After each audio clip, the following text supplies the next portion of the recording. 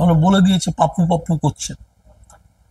আমি তোর লেখা দেখেছি, খুব কম পলিটিশিয়ান আছে ওর মতো পড়াশোনা ভারতবর্ষে এখন। এবারে বিজেপির কি কোনো পশ্চিমবঙ্গে ভবিষ্যৎ আছে? আপনি বলেছিলেন বিজেপির আসন কমবে, সঠিক অর্থে আসন কমে গেছে অনেকটাই। তো সেরম ভবিষ্যৎ নেই। কেন এবার দেখবেন নির্বাচনী বন্ডে সবচেয়ে বেশি টাকা পেয়েছিল হচ্ছে বিজেপি, তারপরেই বোধহয় তৃণমূল। তা তৃণমূলকেও যখন শিল্পপতিরা টাকা দিয়েছে নিশ্চয়ই তাদের শর্তেই তাই দিয়েছে। তো, তাই তো, ব্যবসা চলবে ভালো। তাহলে এরকম কোন একটা বিষয় কি আমরা আমরা তৈরি করতে পারি না যেখানে রাজনীতির ওপর বাইরের ইনফ্লুয়েন্সটা থাকবে না? না, সেরকম হয় না, হয় না। মানে 70 বছর হয়ে গেল, একদম সৎ মানুষ সাকসেসফুল হয় না জীবনে। তাকে কোথাও কোথাও কম্প্রোমাইজ করতে হয়, নাহলে সে সাকসেসফুল হবে না।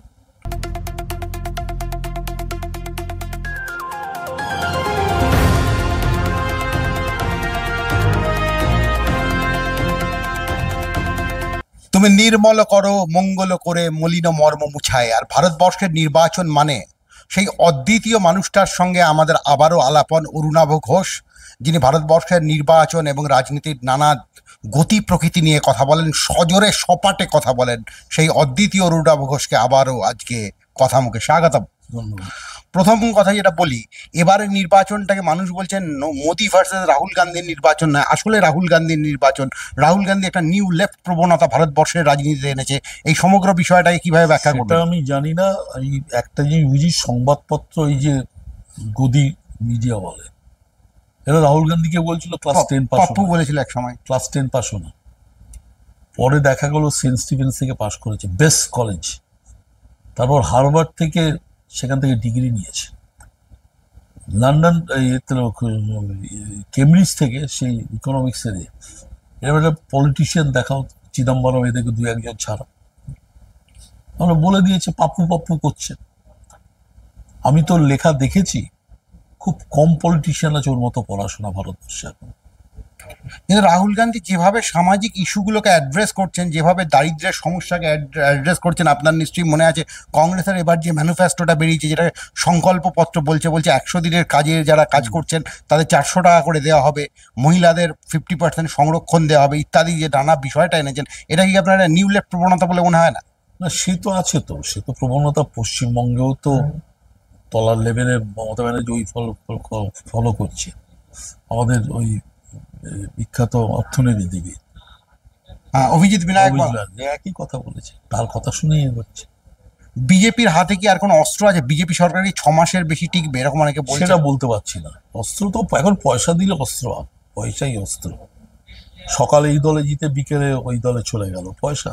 সেটা তৃণমূলেও তাই, তৃণমূলের প্রচুর লোক যাই বিজেপি। হোক, সেটা আমি বলছি না। বিজেপির ওইটাই ইয়ে শক্তি, টাকাটা। এবারে পশ্চিমবঙ্গের নির্বাচনকে আপনি কিভাবে দেখছেন? এটা কি সেলিম অধীর জুটির কোনো একটা বিরাট পরাজয়? এবারেও যে পশ্চিমবঙ্গে শূন্য পেল কম বামফ্রন্ট, হ্যাঁ, মানে সেটা তো সিপিএম, পরাজয় তো নিশ্চয়ই, আমাদের তো পরাজয় নিশ্চয়ই। এটা কি কারণে পরাজয় ঘটলো? বিজেপি মানুষ তৃণমূলকে কে পেটাতে পারে, সুতরাং সেখানে দেখছে বিজেপি পেটাতে পারবে, তাই বিজেপিকে ভোট দিয়েছে। People are led by passions, not by reasons. এটা বিখ্যাত উক্তি বার্টন রাসেলের। লোকে যখন ভোট দিতে যায়, কোনো প্যাশনে ভোট দেয়, রিজন দিয়ে ভোট দেয় না, যুক্তি দিয়ে ভোট করে না। কিন্তু এবারের নির্বাচনে আমরা দেখি ওই যে রিজন দিয়েই ভোট দিয়েছে, না হলে তো এবারের নির্বাচনে বিজেপির হারার কথা না। তারা শুরুই করেছিল আপকি বার 400 পার, ফলে পিপুল তো রিজন দিয়েই ভোট দিয়েছে। ভাগ হয়ে গেছে, আমি সেই সেন্সে বলছি না। রিজনটা এত পেলো কেন? কিছু লোক তো প্যাশনসে ভোট দিয়েছে, ভালো ইয়েকে পেটাতে পারবে। অযোধ্যার মতো জায়গায় হেরে গেছে বিজেপি। সে তো আছে, সে তো আছে। অযোধ্যার যুক্তি দিয়েই তো ভোট দিয়েছে। অযোধ্যার মন্দির বাঁচাতে গিয়ে এত বাড়ি ধ্বংস করেছে, বুলডোজার দিয়ে ভেঙেছে, সে মানুষ বলে? এটা বারাণসীতে সব জায়গায়। তুমি অসুস্থ হলে মন্দিরে যাও না, হসপিটালে যাও। একদম। তো এখনো লোকে সেইভাবে আছে। মমতা বন্দ্যোপাধ্যায় আমার মনে বলেছিলেন। আছে যখন প্লেগ হলো, তখন লোকে ইউরোপে বিরাট প্লেগ, তখন ইউরোপের ওই ইয়েতে আশ্রয় নিত লোকে, চার্চে। ওই যেই চার্চে যেত সেই মারা যেত। এখানেও সায়েন্সের কথা বলার একটু অভাব হয়ে যাচ্ছে। কিন্তু এবার দেখা যাচ্ছে উত্তরপ্রদেশের মতো জায়গায়, যেখানে রামায়ণের সাথে জড়িত যে সমস্ত জায়গা রয়েছে, চিত্রকূট ইত্যাদি, যেখানে সীতা বনবাস ইত্যাদি হয়েছিল রামচন্দ্র, সেই সব জায়গায় বিজেপির ভরাডুবি হয়েছে। ভরাডুবি হয়েছে, ওই বুলডোজার দিয়ে রাস্তা চওড়া করতে সব লোকের বাড়ি বাড়ি ভেঙে দিয়েছে, সাধারণ মানুষের জমি দখল করে হয়েছে। এবং এবারের নির্বাচনে সেই অর্থে মন্ডল কমন্ডলের প্রভাবটা পড়েনি, অর্থাৎ রাম মন্দির এবং জাতপাতের রাজনীতির প্রভাবটা ওই পড়ে। জন্যই পড়েনি তো, যেহেতু বুলডোজার দিয়ে বাড়ি ভেঙেছে, ভাঙতে ভাঙতে বড় রাস্তা করে গিয়ে রাম মন্দির করেছে। এবং আমার বাড়ি ভাঙা গেলে নিশ্চয়ই আমি রাম মন্দিরকে সাপোর্ট করলে ওইটা সাপোর্ট করতে পারি না। পশ্চিমবঙ্গে সিপিএম এর সমস্যাটা কি হয়েছিল যে তৃণমূলের সাথে সে ডাইরেক্ট লড়াইয়ে লড়তে পারেনি, এটা সমস্যা নাকি বিজেপি বিরোধিতা সেই না, অর্থে করতে পারে? বললাম তো, মাঝে মাঝে বলছি যে তৃণমূলকে কে পেটাতে পারবে, তো এইটাই যারা তৃণমূলের বিরোধী তারা বিজেপিকে ভোট দিয়েছে। এই যে কেন বিজেপি সেন্টারে পাওয়ারে আছে, এরাই পেটাতে পারবে, কংগ্রেসে পারবে না, তৃণমূল এই সিপিএম পারবে না। অধীর রঞ্জন চৌধুরী কি এরপরেও কংগ্রেস সভাপতি থাকবেন নাকি সভাপতি সেটা পদ হবে? বলতে পারছি না, সভাপতি হওয়া সেটা উপরে বুঝবে, সেটা জানি না আমি। আপনারা তো নিজেরা নিশ্চয়ই একটা ফ্যাক্ট ফাইন্ডিং করেছেন বিরোধী হিসেবে, আপনাদের মেজর 3টে দুর্বলতার কথা যদি আপনারা বলেন। একটা হলো অধীর হেরেছে মুসলিম বইয়ের জন্য, পোলারাইজেশনের জন্য। দুর্বলতা তো আছেই আমাদের, সাংগঠনিক দুর্বলতা, বেশি তো লোক নেই, টোটালটাই চলে গেছে তৃণমূলে বেশিরভাগ লোক, এইটা করো। যেটা মোহাম্মদ সেলিম বলছেন এবারের নাকি নির্বাচনে তৃণমূল হই হই করে কালো টাকার ব্যবহার করেছিল, কালো টাকার বিরুদ্ধে তাদের লড়তে হয়েছে, এটা সেলিম বলছেন। তো বিজেপিও তো কালো টাকা রোজগার করেছে। কালো মানে দেখো, টাকার ভিত্তিতে ভোট হয় এটা ঘটনা। আমি তো আমার এলাকায় দেখেছি, সল্টলেকের মধ্যে সেটা হয় না, যেখানে গরিব মানে মানুষ থাকে, সেখানে 500-1000 টাকা দিলেই এন্টার বাড়ি ভোটটা চলে যায়, যে দেবে টাকা, তো পয়সা দিয়ে ভোট হয় তো। কিন্তু অভিজিৎ বিনায়ক বন্দ্যোপাধ্যায় অন্য কথা বলছেন যে সরকারি যে কোষাগার রয়েছে, যেটা জনগণের ট্যাক্সে চলে, সেই টাকার একটা অংশ জনগণের হাতে ফেরত দেওয়া হলে, তার পুয়ার ইকোনমিক্সেই তিনি এটা বলছেন, তাহলে জনগণের ক্রয় ক্ষমতা বাড়ে এবং তাই জনগণের তো। জীবন সুন্দর হয়। তাই তো, সেটা অনেকদিন ধরে আমিও মানে ওর কথাই আমি ধার করে বলেছি। এবার কংগ্রেস তো তার ম্যানিফেস্টোতে লেভেলে যদি টাকা আসে, স্বাভাবিক নিজের লেভেলের ইকোনমিটা বাড়ে, অনেক বাড়ে। বিজেপির কি কোনো পশ্চিমবঙ্গে ভবিষ্যৎ আছে? আপনি বলেছিলেন বিজেপির আসন কমবে, সঠিক অর্থে আসন কমে গেছে অনেকটাই। তো সেরম ভবিষ্যৎ নেই, সেরম ভবিষ্যৎ বিজেপির অর্গানাইজেশনের যে মুখ, সেরম কোনো মুখ নেই, এটাই অসুবিধা হয়ে গেছে। দিলীপ ঘোষ আছে, কিন্তু দিলীপ ঘোষকে তো পাত্তা দিচ্ছে না, সরিয়ে দিয়েছে। আর এর ওই কি বলে, ওই শিশির অধিকারীর ছেলে, শুভেন্দু অধিকারী সেই লেভেলে দাগ কাটতে পারছে না। ভালো মারপিট করছে, হই হই হচ্ছে, ইন জেনারেল দাগ। কিন্তু আপনি একটু আগে বলেন তৃণমূলকে যে মারতে পারবে সেই জনপ্রিয়তা পাবে। তাই তো, রিলেটিভলি সিপিএম এর তুলনায়, কিন্তু তৃণমূলের ওপর তো জনপ্রিয়তা পাচ্ছে না, সেটা এক জিনিস। এবারের নির্বাচনে সিপিএম কি ইস্যুলেস হয়ে গেছিল? কোনো ইস্যু কি সেভাবে তুলে ধরতে পারেনি? দেখো, বারে বারে বলছি, মানে রাসেলের কথায়, বার্টন রাসেলের, in election people are led by passions not by reasons. তা রিজন দিয়ে কি হবে? লোকে তো ভাবছে ওই কে কাকে মারতে পারবে, কে কাকে ওপরে উঠতে পারবে, সেইভাবে মানুষ ভোট আজকে দিয়েছে। বার্টন রাসেল আবারও প্রাসঙ্গিক হয়ে গেছে। আপনি ইউরোপীয় ইউনিয়নের যে নির্বাচনটা হলো নিশ্চয়ই দেখেছেন, সেটা 720টা আসনের মধ্যে 144টা আসনে নবনাৎসিরা জিতেছে এবং দক্ষিণপন্থীদের একচ্ছত্র আধিপত্য হচ্ছে।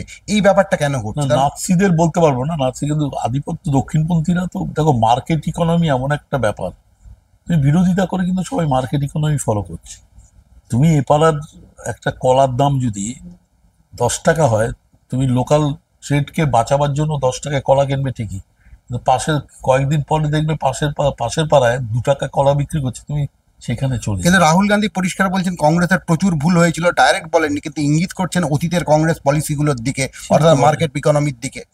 মার্কেটিং হলে অ্যাভয়েড করা যায় না, যায় না। তুমি সস্তায় যেখানে মাল পাবে সেখানেই তো কিনবে। হুম।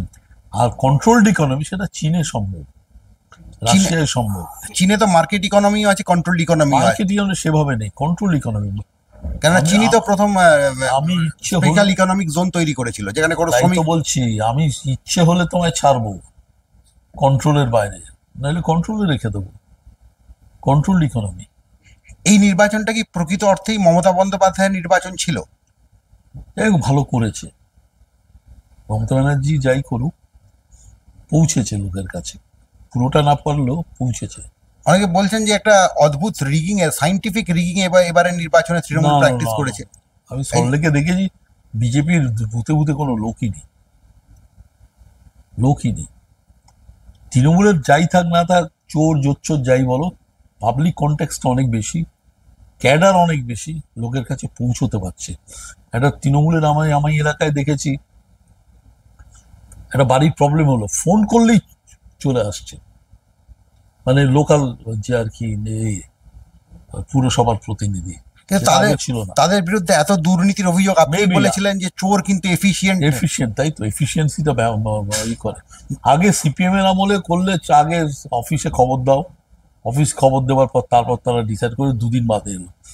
এখন আমার এলাকায় সকালে যদি বলি আজকে আমার এখানে ঝামেলা হচ্ছে, একটু ময়লা পড়েছে, মানে দুপুরের মধ্যে সাফ, তৃণমূলের এই এইবার আমরা দেখলাম সিপিএম এর তরফ থেকে যে তরুণ ব্রিগেড এলো, মীনাক্ষী মুখার্জি দাঁড়ায়নি নির্বাচনে, সৃজনের মতো ছেলে যে একটা ভালো পড়াশোনা করে, একটা কবি এরকম, বা দীপশিতা, এদের হেরে যাওয়ার পিছনে পাবলিক কন্টেক্সটা নেই সেভাবে লোকালে।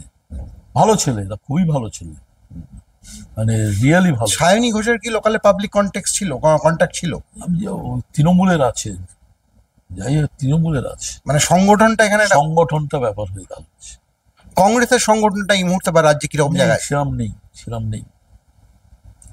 কংগ্রেসের সংগঠনটা তো চলে গেছে তৃণমূলের সমস্তটাই, সুতরাং নেই। মার্কসিজম ভার্সেস রাসেলের একটা লড়াইয়ের জায়গায় রয়েছে, রাসেলের মতবাদের সাথে মার্কসিজমের, এবং মার্কসিজম রাসেল একটা জায়গায় অভিযোগ করছেন যে মার্কসিজমের বা সমাজতন্ত্রের সবচেয়ে বিরক্তিকর জায়গা হলো সেখানে বৈচিত্র্যের স্থান নেই। ক্যাপিটালিজমেও কি আদৌ বৈচিত্র্যের স্থান আছে? নিশ্চয়ই আছে। কন্ট্রোলড ইকোনমি মার্কসের হলো, যখন হচ্ছে মার্কসিজম যখন কন্ট্রোলড ইকোনমি, মার্কসের বাইরে যেতে পারে না। আমি যা বলবো সেটাই করতে হবে। সে সোভিয়েত রাশিয়া এসে ট্র্যাডিশনে তাই চলছে, চীনেও তাই। হ্যাঁ, ক্যাপিটালিজমে ভ্যারাইটিস ইকোনমিক্স। তোমার এখানে আমি 2 টাকায় জিনিস পাচ্ছি, আমার এলাকা ভালো চলছে, আমি পাশের এলাকায় যদি সেই জিনিসটা 8 আনায় পাই, আমি গিয়ে কিনবো। এই ক্যাপিটালিস্ট ইকোনমি, মানে টোটাল ইকোনমি, আচ্ছা, এইটা ফ্রি ইকোনমি আর কি। এইটা করছে কেন? অনেকেই বলছেন চাচা নীতিশ কুমারকে পাল্টিরাম, অর্থাৎ তিনি এক সময় বিজেপিতে যাচ্ছেন, আরেক সেটা সময় বলতে পারছি, এটা ব্যক্তিগত ব্যাপার। ইয়েতে আসছেন, তারপরেও তার ভোট ব্যাংক অটুট থাকে। তাহলে থাকলে লোকালের পার্সোনাল রিলেশনশিপ। মোদিজি এর আগে যে সরকার চালিয়েছিলেন সেই সরকারে বিজেপির নিরঙ্কুশ সংখ্যাগরিষ্ঠতা ছিল। এবার চন্দ্রবাবু নাইডু আছে, তারপর আরো আঞ্চলিক দলগুলো আছে, নীতিশ কুমার আছে, আপনার মহারাষ্ট্রের শিন্ডে গ্রুপ আছে। এই আঞ্চলিক দলগুলোকে নিয়ে আদৌ কি সফল এক্সপেরিমেন্ট মোদিজি এবার করতে পারবেন? এই সরকার জানি না 5 বছর করবে টিকবে? করবে। আমি মোদিকে যে কোনো কারণে মানে সমর্থন করতে পারি না। একটা হলো ভারতবর্ষের প্রধানমন্ত্রী নন ম্যাট্রিক, ঠিক মেনে নিতে পারি না। ওই লোক ভালো কাজ করছে, সব ঠিক করছে, কিন্তু মেনে নেওয়া যায় না। ওই জওয়াহরলাল নেহরুর সঙ্গে তুলনা করছে, আমি মানতে পারি না। নজরুলের মতো লোক নন ম্যাট্রিক ছিল। তাতে কি হলো? রবীন্দ্রনাথও ছিল। তবে একটু লিখে দেখাও না, লিখে দেখাও। আমি নন ম্যাট্রিক ওই সেন্সে বলছি, আচ্ছা আচ্ছা, হ্যাঁ, লিখে না, দেখাও। কোনোভাবে তুলনা চলে না। চলে না।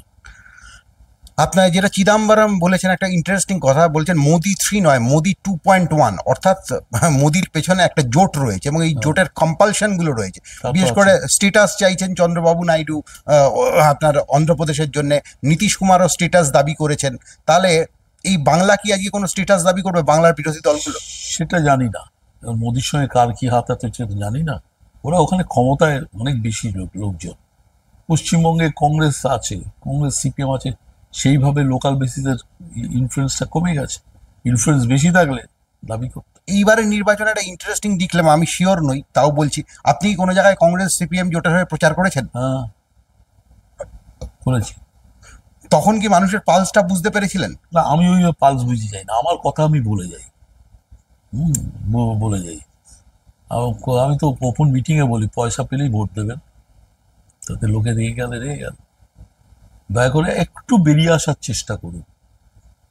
মানে গরিব এলাকায় বলি, সল্টলেকে বলিনি। হ্যাঁ, সল্টলেকে তো পয়সা দিয়ে ভোটের প্রশ্ন নয়। প্রশ্ন নেই সেই। তাহলে সল্টলেকের মতো এলাকায় সিপিএম আজকে তৃণমূলের এত জয় জয় করার পিছনে এই কারণে লোকাল কন্ট্যাক্টস আছে ভয়ানক। সেরম কন্ট্যাক্টস নাও, কিন্তু অন্যদের চেয়ে বেশি কন্ট্যাক্টস। বিজেপি সাপোর্টার মানে ভোট আছে, বিরাট ভোট, বিরাট ভোট আছে। বিরাট ভোট, কিন্তু ওর অর্গানাইজেশনটা নিয়ে ধরতে পারছে না। আমরা একটা জিনিস দেখছি, এইভাবে কি বলা যায় যে উচ্চবিত্ত অঞ্চলগুলোতে বিজেপির হই হই করে ভোট হয়? কর্ণাটকের নির্বাচনে দেখেছিলাম, যত গরিব মানুষের দিকে আসে নেই, নেই, বিজেপি নেই। আস্তে আস্তে হাওয়া হয়ে যায়। হ্যাঁ, হয়ে যায়। তাহলে কি বিজেপি মূলতই একটা উচ্চবিত্তের পার্টি? দেখো, বিজেপি, আমরা যে আদর্শে বিশ্বাস করি বা নিশ্চয়ই। যে নীতিতে বিশ্বাস, আদর্শ বলবো না, যে নীতিতে দিল, বিজেপি সেটা বিশ্বাস করে না। পয়সা দিয়ে কিনতে হবে তারা, জানে। আমরা সেটা বিশ্বাস করি না, করিও না। কি করা যাবে? তৃণমূল কংগ্রেসের সাথে যে রাহুল গান্ধীর একটা কি বলবো একটা মানে ঠান্ডা দূরত্ব তৈরি হয়েছিল, এখন তৃণমূল নাকি ওই ইন্ডিয়া জোটের মধ্যে আরেকটা জিঞ্জার গোষ্ঠী তৈরি করতে চাইছে, আঞ্চলিক দলগুলোকে নিয়ে একটা বিষয় তৈরি করতে চাইছে। তৃণমূলও কি ইন্ডিয়া জোটে স্বাভাবিকভাবেই অনেকদিন থাকবে? ইন্ডিয়া জোটের ভবিষ্যৎ দেখো, দুটো জিনিস আছে। লোকালে আমি ক্ষমতায় থাকলে আমার অসুবিধা হলো আমি থাকবো না, আর অসুবিধা হয়ও। প্রশ্ন ওঠে সেন্ট্রালের বিরুদ্ধে যে অভিযোগগুলো করছো, তোমার স্টেটের কি সেই অভিযোগগুলো দেখছো না কেন? যদিও হয়, হ্যাঁ। এটা আছে। কেন এবার দেখবেন নির্বাচনী বন্ডে সবচেয়ে বেশি টাকা পেয়েছিল হচ্ছে বিজেপি, তারপরেই বোধহয় তৃণমূল। হুম, তা তৃণমূলকেও যখন শিল্পপতিরা টাকা দিয়েছে নিশ্চয়ই তাদের শর্তেই তাই দিয়েছে। তো, তাই তো, ব্যবসা চলবে ভালো। তাহলে এরকম কোনো একটা বিষয় কি আমরা আমরা তৈরি করতে পারি না, যেখানে রাজনীতির ওপর বাইরের ইনফ্লুয়েন্সটা থাকবে না? না, সেটাও হয় না, হয় না, হয় না। রাজনীতি তো মানুষকে নিয়ে, এবং মানুষ যদি, যে মানুষ দুর্নীতিবাজ হয় বা ক্ষমতায় রাখার জন্য, দেখো একদম সৎ মানুষ, আমি ওই মানে 70 বছর হয়ে গেল, একদম সৎ মানুষ সাকসেসফুল হয় না জীবনে। তাকে কোথাও কোথাও কম্প্রোমাইজ করতে হয়, নাহলে সে সাকসেসফুল হবে না। আপনি তো সেই 70 দশকের রাজনীতি কিছুটা হলেও দেখেছেন, প্রফুল্ল ঘোষ, প্রফুল্ল সেন ইত্যাদি। কোথায় গেল প্রফুল্ল সেন? তারপরে ক্ষমতায় ছিল প্রফুল্ল সেন, ঠিক আছে, তারপর কিন্তু যখন খাদ্য এলো, আন্দোলন গুলি টুলি চালিয়েছিল তার হ্যাঁ জন্য। তা হতে পারে, হতে পারে গুলি চালিয়েছিল, বাধ্য হতে পারে, বাধ্য হয়ে। কিন্তু সেই ইনফ্লুয়েন্সটা এখন সেই রাজনীতিটা নেই বাজারে। তাহলে ফিলোসফার ক্যানট বি কিং, এটাই সত্যি কথা। অবভিয়াসলি, যদি না সে একটু একটু কোথাও ব্যাকআপ ধরে, সৎ লোকের স্থান নেই যদি না কোনো সে কম্প্রোমাইজ করে কোথাও না কোথাও। তুমি একটা লোক দেখাও, সৎ লোক তাহলে কম্প্রোমাইজ। ওয়াল্টার বেঞ্জামিন যে কথাটা বলেছিলেন সেটাই কি ঠিক, behind every success there is a crime? সেটা বলতে পারছি না আমি, সেটা বলতে পারছি না, but there is some deviation, যেটা মানে একটু অন্য পথে, সততার থেকে। তিনজন, মমতা বন্দ্যোপাধ্যায়, বুদ্ধদেব ভট্টাচার্য এবং জ্যোতিবাবু, এই তিনজনের মধ্যে কার মধ্যে আপনি সবচেয়ে বেশি ডিভিয়েশন দেখেছেন, একটু উল্টো পথ দেখেছেন? ডিভিয়েশন সে তো মমতা আছে, এখন বলা কঠিন। বুদ্ধবাবুর সময় তো দল ডিভিয়েশন করেছে। না, ব্যক্তি হিসেবে বলছি, এদের তো কাছ থেকে আপনি না, দেখেছেন। কাছ থেকে জ্যোতিবাবুর তুলনা চলে না। ওনার কি ডিভিয়েশন ছিল? বুদ্ধিটা মারাত্মক ছিল। আমি বলছি, আমি সল্টলেকের জমি নিয়ে মামলা করেছি, জ্যোতিবাবু তখন হাইকোর্টের অর্ডারে ডিস্ট্রিবিউশন পেয়েছে আটকে। তো একটু সল্টলেক ওয়েলফেয়ার একটা খুব স্ট্রং অর্গানাইজেশন ছিল, তারা গেছে, এই অরুণাভ চলো, তুমি উকিল আমাদের, গেছি। যদিও বলছেন ওই অরুণাভ ঘোষ, এই অরুণাভ ডাক ধরে, তুমি যদি বলো জমি দিতে হবে আমি দিয়ে দেবো, বলুন ওকে। আমি চুপ করে আছি। বলে, বুঝলে, এরাও বোঝেনি, তুমিও বুঝেছো, আমিও বুঝেছি, কারণ তুমি কেন চুপ করে আছো। এরা বোঝেনি, কারণ আমি যে মুহূর্তে হ্যাঁ বলবো আমার কেসটা চলে যাবে। একদম, আপনি তো লড়ছেন, বিরুদ্ধে লড়ছেন। যদিও অন্য জিনিস ছিল, বলে লাভ নেই। কিন্তু রাজনীতিতে একটা বিষয় ক্রমশ দেখা যাচ্ছে যে যারা রাজনীতির শিক্ষিত মানুষের সংখ্যা অত্যন্ত কমে যাচ্ছে। কমে যাচ্ছে, স্বাভাবিক। ডিবেটার, ভালো ডিবেটারের সংখ্যা অত্যন্ত কমে আমি যাচ্ছে। বললাম তো, সৎ মানুষ হলেই হবে না, সেখানে কিছু জায়গায় কম্প্রোমাইজ করতেই হবে। সে লোক যে যত বড় ফিলোসফারি হোক, যাই হোক, সেই কম্প্রোমাইজটা নিজের সঙ্গে, মানে নিজের নীতি বিরুদ্ধে হয়ে করে। এবং এই দুটো সমন্বয়, সততা এবং ওই কম্প্রোমাইজের, মানে সততা এবং ওই কম্প্রোমাইজের এই দুই ব্যালেন্স বলছেন। সংমিশ্রণে আপনার জীবনে কি কম্প্রোমাইজ ঘটেছে? আপনার জীবনে কি কম্প্রোমাইজ? তার এখানে পড়ে থাকি, সত্য নেবার লোক নেই ভাই, লোক কিন্তু আপনি নেই। জনপ্রিয় তো। জনপ্রিয় হতে পারি, ইলেকশন তো জিতবো না। কিন্তু আপনি তো একবার ইলেকশন জিতেছেন। জিতেছেন সে কোনো মতে, 39,000 ভোট ছিল, 1,000-এ জিতেছিলাম। সেটা তখন ছিল 2001-এ। আপনাকে এবং এবার আমারও মনে আছে, আমার একটা পয়সা খরচা করতে হয়নি, লোকালে কাউকে টাকা দিতে হয়নি। নিশ্চয়ই রিগিং টিগিং করার দরকারও পড়ে না, হেরে 39-এ 1,000-এ জিতেছিলাম ভোটে। এবং বিমান বোস বলেছিলেন, তখন কত কন্ট্রোল ছিল সিপিএম এর 2001-এ, যে অরুণাভ নয় 1000 ভোটে হারবে, নয় 1000 ভোটে জিতবে। এবং 39,000 ভোটের ডেফিসিটে নেমেছিলাম। তারপরে আপনি নির্বাচনী রাজনীতিতে দাঁড়ালেন না কেন? আরেকবার হারলাম তো। হ্যাঁ, আমি হেরেছেন। দুবার হেরেছি, একবার সুভাষবাবুর হাতে প্রথমে, হুম। তারপর জিতলাম, তারপর সুজিত বোসের কাছে হেরে গেলাম। সুজিত বোসের কাছে হারাটা অদ্ভুত লাগেনি কখনো? না, অদ্ভুত না, মানুষ দিয়েছে, ঠিকই দিয়েছে। তারা রঙিন লাইট চায়, সেখানে লাইব্রেরি রেখে লাভ কি? রঙিন লাইট রাস্তায় যাচ্ছে, হ্যাঁ, এই আর কি। পশ্চিমবঙ্গের রাজনীতিতে এই যে মীনাক্ষী মুখার্জির মতো যে নেত্রীরা উঠে আসছেন আজকে, এদের ভবিষ্যৎ আপনার কি মনে হয়? মীনাক্ষী হলো টু একাডেমিক, মানে তুমি বক্তৃতাগুলো শুনে মার্কস বলেছেন এই বলেছেন, না, মীনাক্ষী কিন্তু খুব একটা মার্ক বলেছেন এই না, বলে না। টেন্ডেন্সিটা তাই আচ্ছা, একাডেমিশিয়ানদের মতো। একাডেমিক। সেটা কতদূর যাবে আমি জানি না। যখন সাকসেসফুল হয় লোয়ার লেভেলে তখন এগুলো চলে, লোকের বুঝুক না বুঝুক শুনে যাবে। Nothing succeed like success. সেই সাকসেসটা হলে একাডেমিক লেভেলে অনেক বলেন হচ্ছে সীতারাম ইয়েচুরি, তার কথা লোক কতটা বোঝে আমি জানি না। হয় না, লোকাল লেভেলে জিতলে তারপর তোমার ইন্টেলেকচুয়াল কোনো বলে। আর কোথাও বললাম তো, সততার জয় কোথাও নেই যদি না কিছু মিক্স করো। তাহলে কোনো সৎ মানুষ তো রাজনীতি আর আসবেও না, আসছে না তো। সফল হবেন। কোথাও কোথাও কম্প্রোমাইজ আছে, যত সতই হোক কোথাও একটা কম্প্রোমাইজ আছে। শশী থারুর কি সেই কম্প্রোমাইজের নিশ্চয়ই কেউ না কেউ এলাকায় ভোট করতে গেলে কম্প্রোমাইজ করতে হবে। আপনার কি মনে হয় সিপিএম কংগ্রেসের 26 সালে ঘুরে দাঁড়ানোর কোনো চান্স আছে? আপাতত দেখছি না। তাহলে রাজ্য রাজনীতির হিসেবটা কিরকম খুব হবে? খারাপ, নয় তৃণমূল নয় বিজেপি, একটা বাইনারি তো এটা। বাইনারি। 26 সালে টু আর্লি, মাত্র 2 বছরে। তবে সিপিএম এর ডেডিকেটেড লোক আছে প্রচুর প্রচুর, কিন্তু ওই ডেডিকেশনটা মানুষ নিচ্ছে না। সেটা এসইউসিতেও প্রচুর ডেডিকেটেড লোক আছে। আপনার কি মনে অত হয় যে বড় বড় নয়, এসইসির মতো পার্টি হয় না, এটা ঘটনা। লোক কোথায়, আমি ওদের চাঁদা দিই। কিন্তু এখানে একটা মজার জিনিস আমরা দেখলাম, 60-এর দশকে চ্যাম্পিয়ন জুটি ছিল এসইউসি, সিপিএম ইত্যাদি দলগুলোর ঐক্যবদ্ধ ফ্রন্ট। আজকে কি সেই বৃহত্তর বাম ফ্রন্টের সম্ভাবনা আছে? নেই, এসইসি তো বেরিয়ে গেল, তারপর হ্যাঁ 77-এ বেরিয়ে গেছে। এসইসি দাঁড়ালো, বামফ্রন্টের জিতলো। হ্যাঁ, প্রথম যুক্ত ফ্রন্ট এবং দ্বিতীয় যুক্ত ফ্রন্টের অন্যতম কম্পোনেন্ট ছিল এসইউসি। এখন নেই। আমি সেটা বলছি না, আমি বলছি আজকে কি বৃহত্তর বাম ঐক্যের একটা সম্ভাবনা আছে? সেটা কি পশ্চিমবঙ্গে? আপাতত দেখো, nothing succeed like success. Success হলে ঠিক আছে, ঐক্য অনেকে চলে আসবে একসঙ্গে। আচ্ছা আচ্ছা। যদি দেখে না সাকসেস নেই, তখন কে কোন দিকে যাবে বলা কঠিন। এই ফরওয়ার্ড ব্লক বা এই আরএসপির মতো দলগুলোর উঠে যাওয়ার পেছনে কি নাথিং সাকসেস? একটু ফরওয়ার্ড ব্লক, মানে বাস্তবের সঙ্গে এদের সম্পর্ক একটু কমে গেছে। আর এসপির জানি না, কারণ আমি ফরওয়ার্ড ব্লক দেখেছি, সল্টলেকে দাঁড়িয়েছিল তো। বাস্তবে সম্পর্ক কমে গেছে বলতে কি? মানুষের সঙ্গে যোগাযোগ নেই, যা পাচ্ছে ওপর থেকে বলে দিল। কংগ্রেস সাপোর্ট করছে, কংগ্রেসের বিরুদ্ধে প্রার্থী বলা শুরু করলো, বন্ধুগণ স্বাধীনতার পর এই হয়েছিল।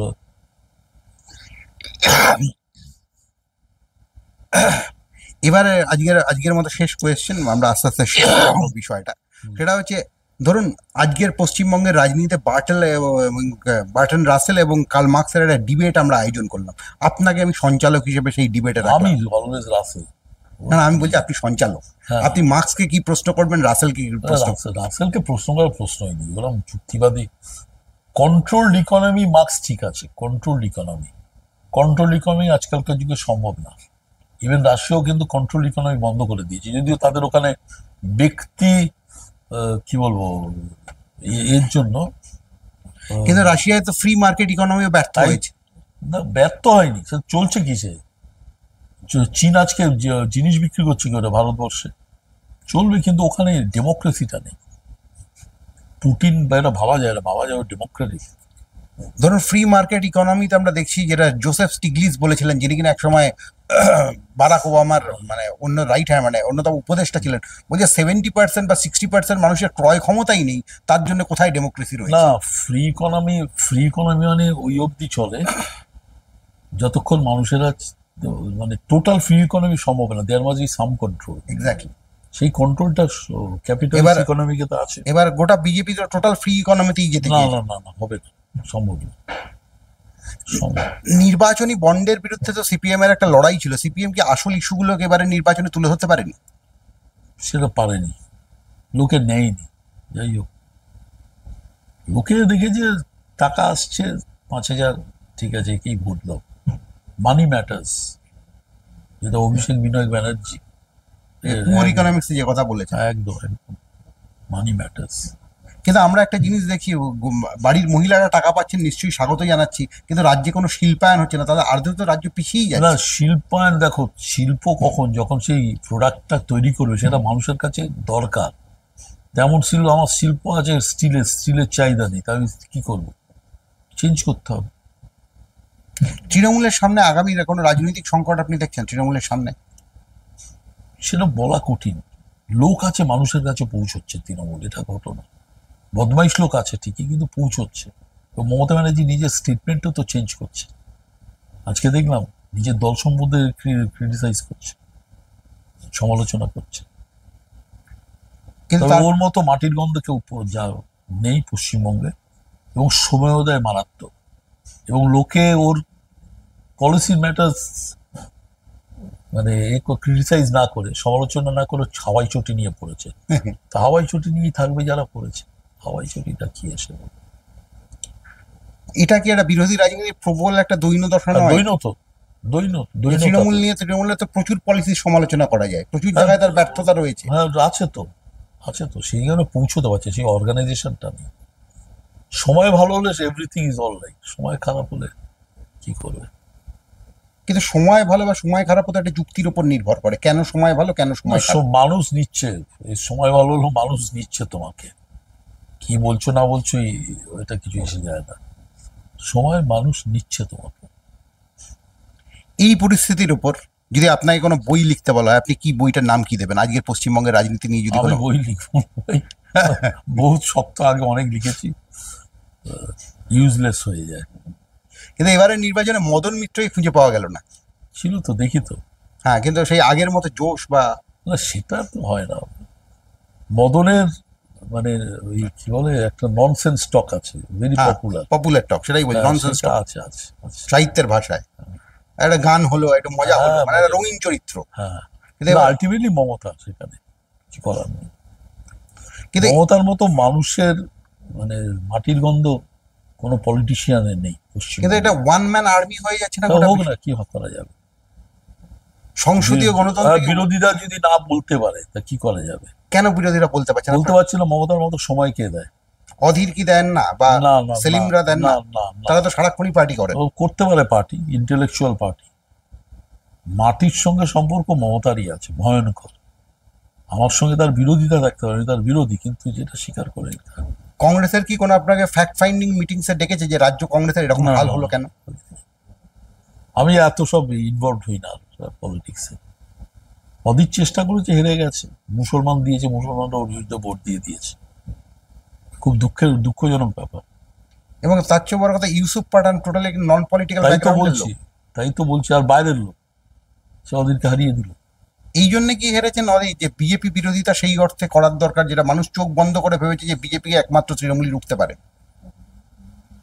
এখানে জিতেছে যে ইউসুফ পাঠান, সে তো মুসলমান ভোট পেয়ে জিতেছে, মানে বিজেপি ব্যাপার।